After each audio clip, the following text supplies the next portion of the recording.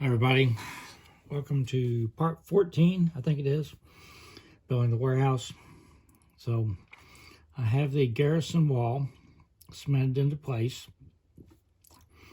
I did put a bottom on it, just cut out a piece of styrene to, fit that hole. I thought about painting it and putting the windows in, but I didn't. But I can still, I think, slide the windows in there. I'm using the canopy glue, which I like. It dries clear.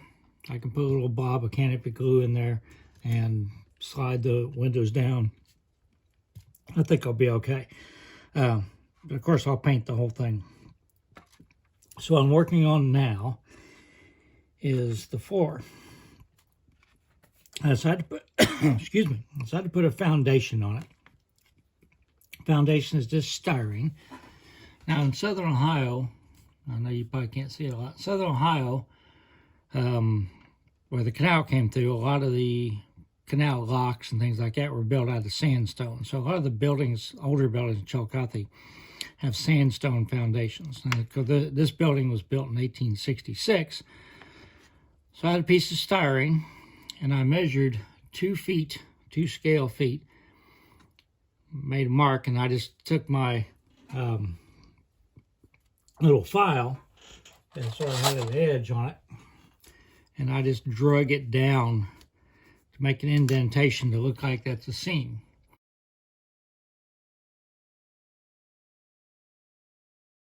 Every 2 feet. Of course, I didn't do it on this end because that's the end that's going to be against the building, but the rest of the places. And I painted it with a Tamiya tan spray paint. And I'm going to weather it with some weathering powders. Most of it's not going to be seen, to be honest with you. I went ahead and did that.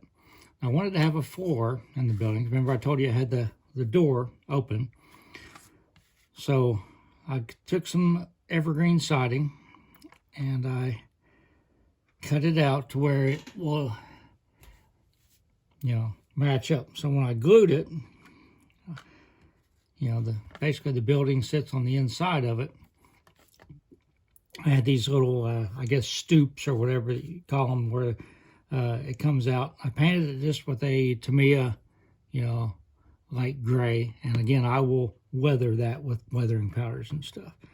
So the plan is to put a light in, and I'll just adjust plug light, and I'll hang it from the ceiling over here. So I'll drill a big hole right here because you won't be able to see this. That's why I didn't paint the whole floor, because you won't be able to see this. The door opening isn't that big. And I'll stick the light in up there, but I won't do that till basically I'm ready to put it on the layout. That's when I'll finish that. I've got some little detail parts in here that I'm going to put on the floor. Of course, I'll paint them up and I'll stack them back here. I've got some sack clusters from Piper Craftsman kits, and I'll just put some stuff around here, paint it up, that you'll be able to see in there. As far as the siding, or what represents the floor, is just actually lap siding. And I just sanded it quite a bit before I painted it. And then I took my razor saw and I roughed it up quite a bit to make it look like, it's had basically 120 years worth of stuff moving over it. And I'll weather it, dark, with some black or something like that. One thing I did not mention, I told you all about the Sue the Milwaukee Road channel. He's always talking about these Doc O'Brien's weathering powders. I haven't tried them yet. I got them from Micromark. But that's what I'll be weathering it with. So we'll see how well they do. But he swears by them, so we'll see. So that's where I'm at. I'm going to paint these details up and probably, glue them in there after I weather the floor and everything. But I can't, show you more until I get that done. So this is what I came up with.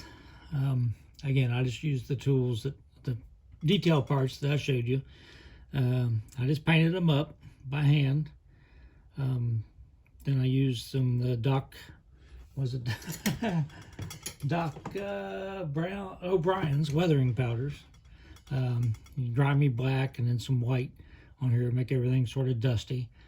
Probably the most difficult thing I did, and it wasn't really difficult, was the building would have a, to support the second floor, it would have a some beams and some columns running down through. And this was built so long ago, they're pretty substantial.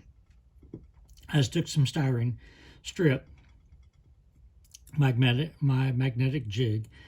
Now this doesn't actually touch the second floor. I didn't need it to. I don't need to support it. But the door is down low enough where you're not going to see it. And I'll show you a video looking through the door. I mocked up a light. Actually, you can see the hole that I drilled. So just plug light I've got hanging here where it used to be underneath my overpass at the end of Chillicothe. And when I cut down the bookshelf, took all the stuff down, and I just never have put it up. So I stuck it in there and turned it on so you'll be able to see what it looks like. Again, you can't see this part, so I didn't do that part. So let me show you the video right now what it looks like.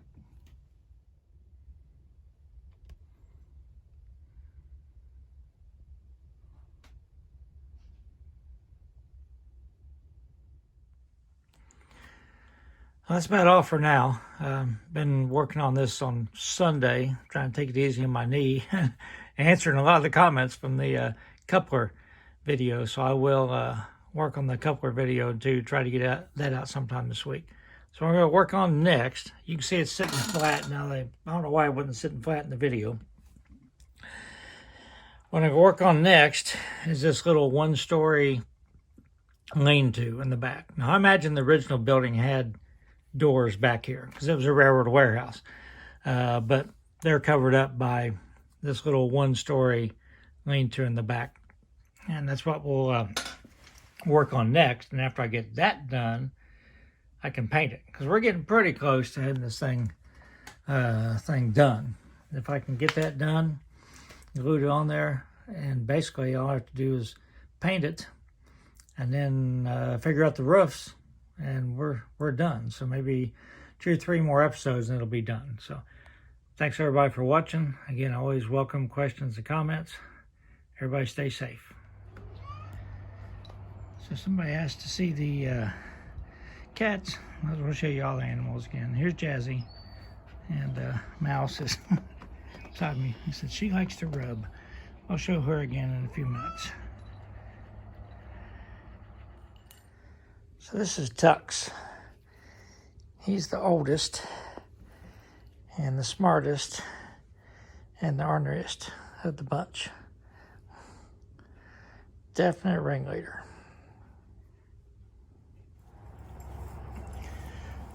Chance had a big crash coming up onto the porch. He's kind of clumsy, and he was excited, feeling good, and tried to bound up on there and crashed into the steps. So he's moving kind of slow now. And there's Ferdinand. And Mouse beat us up. Ferdinand is the second youngest, but he's sort of the bully of the bunch, and you've heard him talking to us, talking on a lot of the videos. He's also a very vocal cat. He's the one that I call Ferdinand because he uses my garden railroad as a litter box. Here's Bunny. She's the second oldest cat, and I found her abandoned in the woods as a one-day-old kitten with her mother and 3 siblings. And I guess that was in 2012, I think. I think she's about 11 now.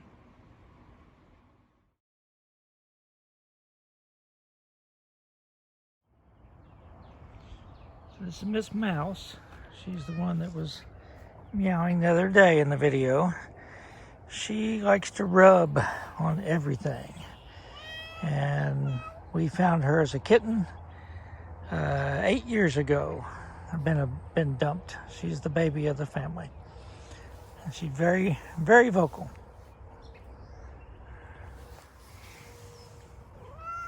Yes.